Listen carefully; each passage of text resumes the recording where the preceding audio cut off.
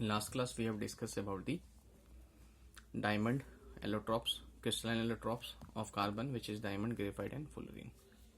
See, now we are going to discuss about the compounds of carbon. The next topic is compounds of carbon.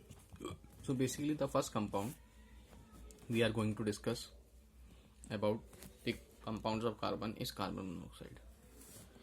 First we will look toward the preparation of carbon monoxide. See how we can prepare carbon monoxide. So basically when there is incomplete combustion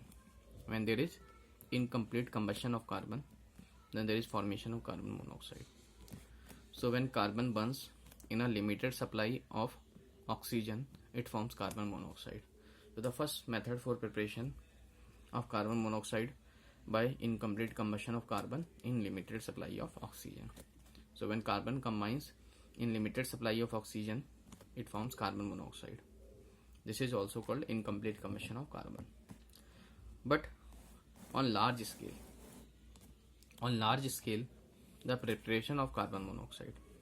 On large scale, the preparation of carbon monoxide by the dehydration of oxalic acid or formic acid. So basically, on large scale, carbon monoxide is prepared by using dehydration, means removal of water from oxalic acid or methanoic acid, formic acid.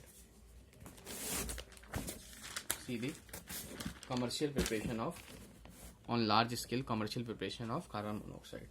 See, this is the formula of oxalic acid. So basically concentrated H2SO4 is a dehydrating agent. Concentrated H2SO4 is a dehydrating agent. First, removal of water. So H2O gets removed.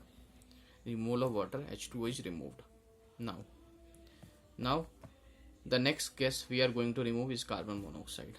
So next gas we are going to remove is carbon monoxide. So water is removed, carbon monoxide is removed. Now what is left? Carbon dioxide. So basically how many products are formed? 3 products are formed. So basically carbon monoxide is prepared by the dehydration. Concentrated H2SO means it is a dehydrating agent used in the removal of water. So first water molecule is removed, then carbon monoxide and then CO2. In the similar way, when we use concentrated H2SO4 as a dehydrating agent in formic acid, again there is removal of water. So water is removed, H and OH. So water is removed, which is gas is left, only CO gas. So 2 methods we have seen. In commercial method, we use dehydrating agent, concentrated H2SO4. So removal of water because it is a dehydrating agent. See how we can prepare carbon monoxide on large scale. So basically on large scale, the preparation of carbon monoxide. On large scale, carbon monoxide is prepared when we pass steam. Water vapor from the red hot coke or red hot carbon. So basically when steam is passed through carbon, red hot coke, at temperature of 1273 Kelvin, it forms carbon monoxide and hydrogen. The mixture of carbon monoxide and hydrogen we called water gas, which is used as a fuel. So basically we also say water gas as a syngas. Water gas is also called syngas. Why we call syngas? Syngas means synthesis gas because it is used in the synthesis of methanol and phosgene compounds. Like, see another preparation on large scale of carbon monoxide. When air is passed instead of steam. So when steam is passed through carbon, then carbon monoxide is produced. And instead of steam, when we pass air through carbon. So when air is passed through carbon, it forms carbon monoxide plus N2. So the mixture of CO plus H2 is called water gas, while the mixture of CO plus N2 we call producer gas. Now we will discuss about the structure of carbon monoxide. See the structure of carbon monoxide.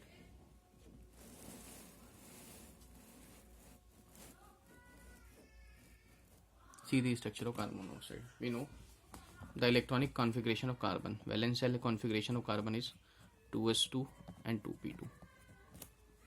So there are 2 electrons in 2s orbital and 2 electrons are in 2p orbital. Therefore these two unpaired electron of carbon will form bond with oxygen atom, as oxygen has 6 valence electron, 1 2 3 4 5 6, as there are 4 electrons in case of carbon atom only, because valence electrons are 4, but in case of oxygen how many electrons there are? 6 electrons are there. So these two electrons can form a double bond. While we can see that there is extra electron pair because the octet of carbon is incomplete, because 1 2 3 4 5 6, only 6 electrons are there in carbon. To complete the octet, this electron pair of oxygen is donated to carbon atom and it forms a coordinate bond. So we can see, because carbon has only 4 electrons, 1 2 3 4, oxygen has 6 electrons, so octet of oxygen is complete, but the octet of carbon is incomplete because 1 2 3 4 5 6 electrons are there. To complete the octet of carbon, electron pair from oxygen atom is donated to carbon atom and it forms a coordinate bond. Now the octet of each atom is completed. 3 2 just 6, 3 3 6 and 2 8. Octet of carbon is complete and also octet of oxygen is complete. Therefore there is formation of coordinate bond and there is extra electron pair on carbon atom. Now we can see there is coordinate bond from oxygen to carbon. As we know, in triple bond there is 1 sigma and 2 pi. So basically electron pair is donated by oxygen, so it is act as a Lewis base and carbon act as a Lewis acid. See, basically CO also act as a ligand. So carbon atom donates this electron pair because carbon atom has extra electron pair in carbon monoxide. In carbon monoxide there is extra electron pair on carbon atom. So in carbon monoxide there is extra electron pair on carbon atom. So basically this carbon atom can donate this electron pair. So carbon atom can donate this electron pair and act as a Lewis base. That is why we called carbon monoxide acts as a ligand, because we know ligands donate electron pair to central metal atom and form a coordinate bond. And also there is availability of extra electron pair on carbon atom. Therefore this carbon atom in carbon monoxide can donate this electron pair and act as a Lewis base. Therefore carbon monoxide acts as a ligand, and by carbon monoxide acts as a ligand, it can form a complex compounds with D block metals. The compounds we call metal carbonyls. For example, FeCO5 is basically, in FeCO5 the ligand is carbonyl group, which is carbon monoxide. So 5 carbonyl group donates electron pair because there is extra electron pair on carbon atom. So extra electron pair on carbon atom is donated to iron central metal atom and it forms a complex compound of FeCO5. So this is basically a carbonyl compound. In the similar way, there is also 6 carbonyl group will donate electron pair to chromium atom, central metal atom of D block, and form a coordination complex.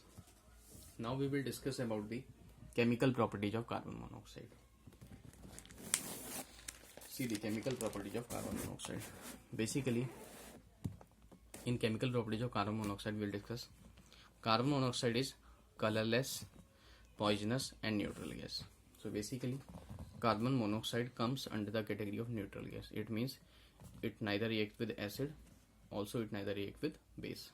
So basically carbon monoxide is colorless, also poisonous and neutral gas. See the poisonous nature of carbon monoxide. So the poisonous nature of carbon monoxide we can see because carbon monoxide has a stronger tendency. Carbon monoxide has a stronger affinity towards hemoglobin, as carbon monoxide has greater affinity towards hemoglobin. So carbon monoxide combines with hemoglobin and form a complex. So basically this complex, which is formed by carbon monoxide with hemoglobin, the complex formed by carbon monoxide hemoglobin has 200 times more stable than oxygen complex. So this complex which is formed by combination of carbon monoxide with hemoglobin is 200 times more stable than the oxygen complex. See, when oxygen combines with hemoglobin also there is formation of complex, but the stability of this complex which is formed by carbon monoxide with hemoglobin having stability 200 more times than oxygen complex. So basically see the next chemical property of carbon monoxide. So carbon monoxide burns with blue flame in the air. So when carbon monoxide reacts with oxygen, it forms carbon dioxide with blue flame. So it burns with blue flame in air. as we can see that due to affinity towards oxygen, it can also act as a reducing agent. So carbon monoxide having affinity towards oxygen, it can behave as a reducing agent. Reducing agent means it can oxidize itself. We can see that when Fe2O3 reacts with carbon monoxide, so carbon monoxide reduces iron oxide into iron, and carbon monoxide itself oxidizes. So because of high affinity of carbon monoxide towards oxygen, therefore carbon monoxide itself oxidizes into CO2 and acts as a reducing agent for Fe2O3, reduces Fe2O3 into iron. In the same way, we can see that when carbon monoxide reacts with zinc oxide, because carbon monoxide acts as a reducing agent, so it will reduce zinc oxide into zinc and oxidize itself into carbon dioxide. So the next important compound of carbon we will discuss, which is carbon dioxide. See the next compound, which is carbon dioxide. So basically first we will discuss about the preparation of carbon dioxide.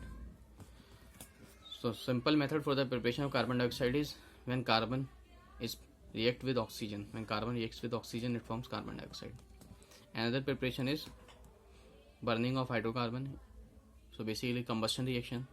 When there is combustion of methane, how many carbon atoms are there? 1.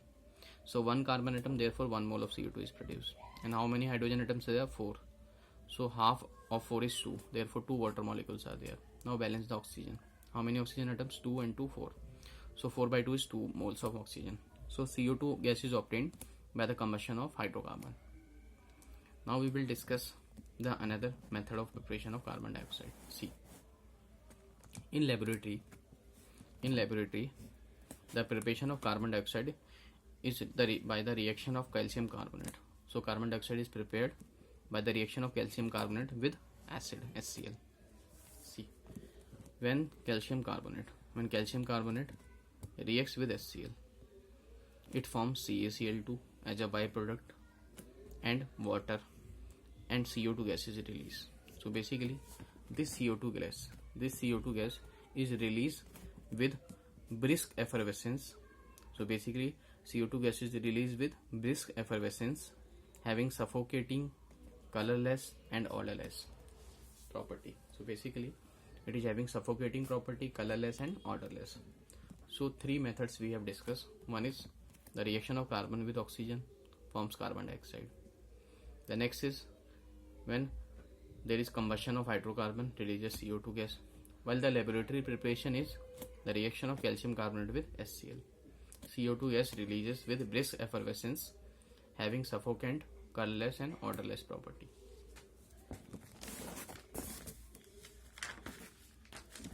Now see the structure of CO2. So basically we know the valence shell electronic configuration of carbon is 2s2 and 2p2. So in valence shell how many electrons are there? 4 electrons. So we can see that in ground state 2 electrons are in 2s orbital, while 2 electrons are present in 2p orbital. Now write the first excited state. So this electron will excite to orbital having vacant orbital. Now there are 4 unpaired electrons, 1 in 2s and 3 in 2p in the first excited state. So basically 1 2s orbital of carbon and 1 2p orbital of carbon. These 2 orbitals undergo hybridization. So how many orbitals undergo hybridization? 2. We know the number of atomic orbitals combined is equal to the same number of hybrid orbitals formed. As there are only 2 atomic orbitals undergo hybridization, therefore how many hybrid orbitals are formed? 2 hybrid orbitals. As there is mixing of only one s and p, therefore 2 hybrid orbitals are formed having sp hybridization. Now there are 2 pure atomic orbitals with unpaired electron. So there are 2 pure atomic orbitals with unpaired electron, and we know hybrid orbital can form only sigma bond, while the formation of pi bond is by pure atomic orbital, which is 2p. So these sp hybrid orbital will form only sigma bond, and the pi bond is formed by the pure atomic orbital 2p. Now discuss basically how many hybrid orbitals, and we know hybridization is always for the central atom. Hybridization is always for the central atom, and the central atom in CO2 is carbon. So we can see that there are two hybrid orbital of carbon. One is this one and one is this one. So sp sp. Now oxygen atom having p orbital, so there is formation of sigma bond. So this sigma bond formation between sp hybrid orbital, one sp hybrid orbital of carbon and 2p orbital of oxygen atom, because hybrid orbital can form only sigma bond. So overlapping between sp orbital of carbon and 2p orbital of oxygen. In the same way, as carbon atom has two sp hybrid orbital, so one sp orbital of carbon has formed sigma bond with 2p orbital of oxygen. In the same way, in CO2 there is another oxygen atom, so another sp hybrid orbital of carbon will form a sigma bond with 2p orbital of oxygen atom. So there are two sigma bond formation, and the formation of sigma bond between sp hybrid orbital of carbon and 2p orbital of oxygen. In the same way, two sigma bond is formed. So hybrid orbitals are used because hybrid orbitals can form only sigma bond. Now we will discuss about the pi bond. See, basically in pi bond we can see that because pi bond is formed by the pure atomic orbital, so p orbital having unpaired electron on carbon atoms. So see, this is the one orbital having unpaired electron, because three orbitals which are mutually perpendicular to each other, px, py, pz. So one of the orbital used in the hybridization. Now t orbitals are perpendicular to each other and having unpaired electron. So this is the orbital which is perpendicular to carbon plane having unpaired electron, and this orbital also having unpaired electron. Now we know there is sideway overlapping between always the parallel orbitals. So for sideway overlapping and formation of pi bond, the orbitals must be parallel to each other. As we can see, there is also electron pair on the oxygen atom, so formation of pi bond between oxygen and carbon. See, carbon has another orbital which has unpaired electron, so another orbital of oxygen will form a pi bond. So we can see that the structure of carbon. So basically there is formation of sigma bond and pi bond. Also there is formation of sigma bond and pi bond. So octet of carbon is complete. 8 electrons are there. Now see the octet of oxygen. Only 1, 2, 3, 4 electrons. Therefore 4 electrons are present in the form of lone pair. In the same way, 4 electrons are present in the form of lone pair, because only 4 electrons are there for oxygen atom. So the structure of CO2 is linear. We can see that the structure of CO2 is linear. 4 electrons as a lone pair, and also in this oxygen 4 electrons as a lone pair. Now we can see this when this electron pair is donated. So basically when this electron pair is shifted towards this bond, so basically this carbon oxygen bond becomes single. As there is deficiency of electron, so the charge on oxygen will be positive, and there is triple bond. So basically these two are the resonating structures. These two are resonating structure of carbon dioxide. When one electron pair, one bond pair from this carbon oxygen atom shift to another carbon oxygen, so there is formation of triple bond and there is single bond, and oxygen having positive charge, while on this oxygen atom the charge is negative. So these two structures of carbon dioxide we call resonating structure, and we know in resonating structure, due to resonance, bond length become equal. So in CO2 these both bond lengths are equal. So both carbon oxygen bonds are equal in length due to resonance. So always remember the property. Like in this case, we can also draw the resonating structure. As this electron pair shift to this, we can also say this electron pair when shift to this point. So there is single bond and there is triple bond. When there is triple bond, this oxygen will have negative charge and this oxygen will have positive charge. So in CO2, the both carbon oxygen bond lengths are equal due to resonance. Now we will discuss about the solubility of CO2 in water. So the next point is the solubility of CO2 in water. See, basically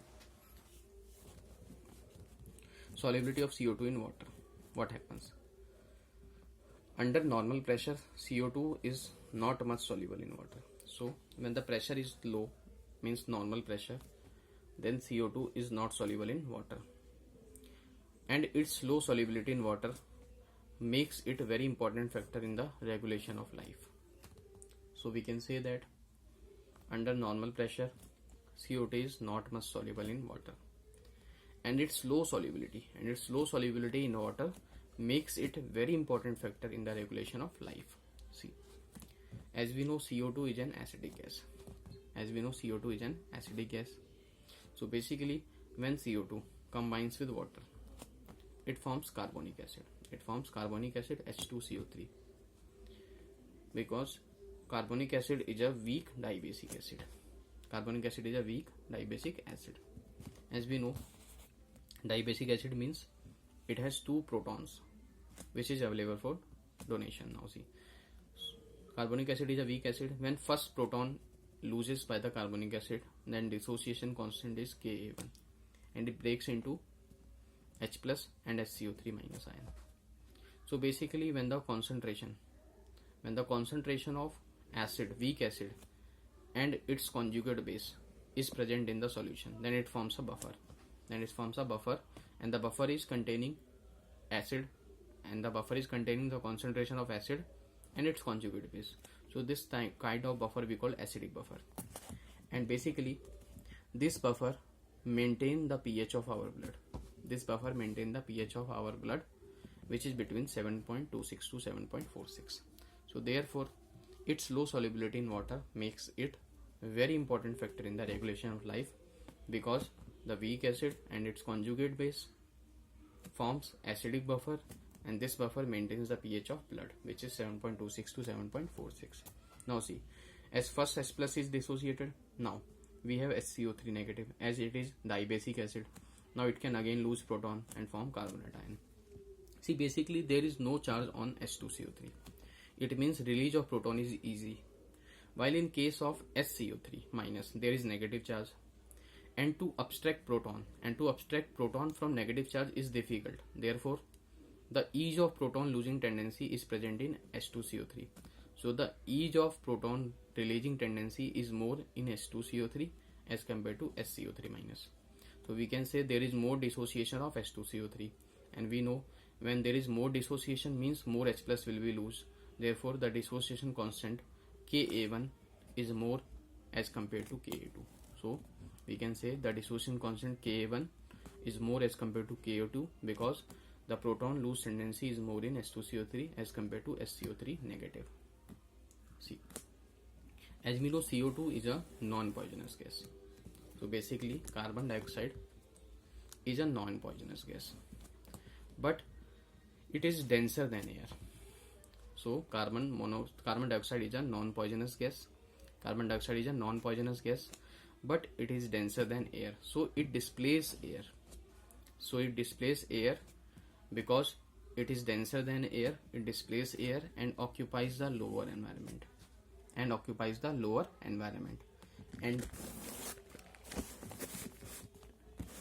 And due to lack of oxygen, it produces, the problem may occur. So basically, due to density of CO2, so CO2 is more denser than oxygen, therefore carbon dioxide displaces air and occupy the lower side in the atmosphere, and due to lack of oxygen, the problem may occur. See, basically the next is solid CO2. We can see that solid CO2, we can also say solid CO2 as a dry ice, so which is white in color and having solid flakes, and dry ice is used as a refrigerant or coolant. So basically, solid CO2 when heated, it changes into CO2 gas and leaving no residue. So basically, solid CO2 is also known as dry ice or refrigerant or coolant. It is white color and solid having flakes.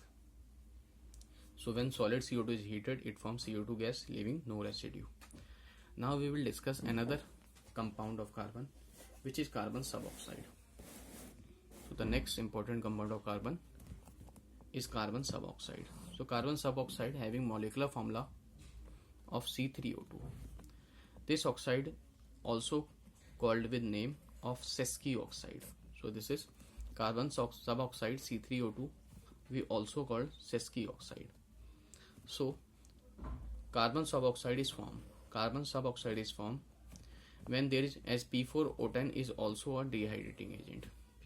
P4O10 is also a dehydrating agent. So basically when malonic acid is basically 3 carbon acids.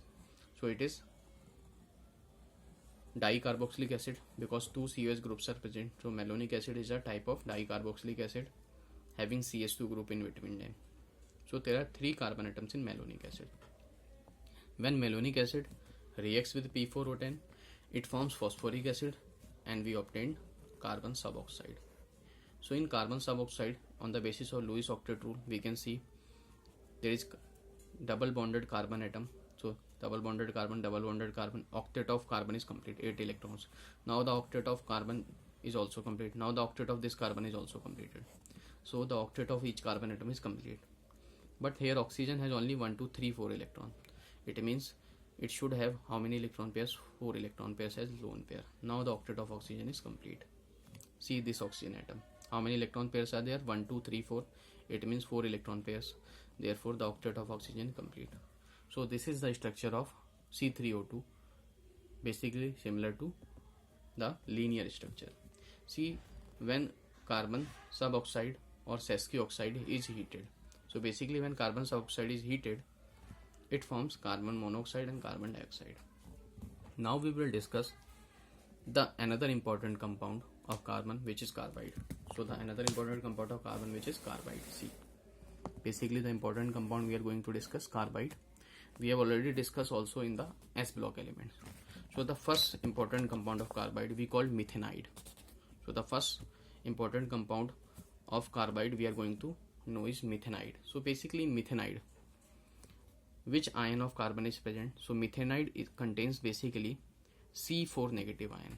Methanide contains C4 negative ion, and when methanide reacts with water, so on hydrolysis it gives methane gas. Therefore we called C4 minus as methanide, because these ions methanide C4 negative on hydrolysis give methane gas. Therefore the reaction name is methanide. Now see, as we can see, when Al3 plus reacts with C4 minus is carbide, which is methanide. When Al3 plus reacts with C4 minus, it forms aluminium carbide, which is Al4C3. So when there is hydrolysis of Al4C3, when there is hydrolysis of aluminium carbide and the carbide in the form of methanide, on hydrolysis methane gas is obtained. Now see another carbide. The another carbide we are going to discuss is acetylide. So basically acetylide contains the ion of carbon, which is C2 negative. So basically there is triple bonded carbon atom. So there is triple bond between carbon having 2 negative charge. So negative charge on this carbon, negative charge on this carbon. Why we call this ion as acetylide? Similar way as we have seen, because C4 minus on hydrolysis give methane gas, therefore C4 minus is methanide. In the same way, C2 minus on hydrolysis gives acetylene gas, which is CH, triple bond CH. Therefore we call this ion as acetylide. So basically this ion on hydrolysis produces acetylene gas. So see the calcium carbide, it contains Ca2 plus ion, and C2, it contains Ca2 plus ion and C2 negative ion. So basically it contains Ca2 plus ion and C2 negative ion. So when calcium carbide undergo hydrolysis, it forms acetylene. Therefore we called C2 negative ion as acetylide. So it is also a category of carbide. Now see the next category of carbide. So basically next category of carbide is allylides. So next category of carbon is allylides. So basically what allylide contains, there are 3 carbon atoms and contains 4 negative charge. So basically when magnesium Mg2 plus reacts with allylide, which is C3 negative, it forms magnesium carbide. When magnesium carbide containing allylide ion on hydrolysis, it gives propane gas. So this is all basically what we have discussed about the carbides. So in carbides there are 3 types of ion. One is methanide, contains C4 minus ion. Because this C4 minus ion on hydrolysis give methane gas, therefore we call C4 minus as methanide. While Acetylide contains C2 2 negative ion. Because this on hydrolysis produces acetylene gas, therefore we call acetylide. In the same way, when allyl containing C3 4 negative ion, so C3 4 negative ion on hydrolysis gives propyne gas.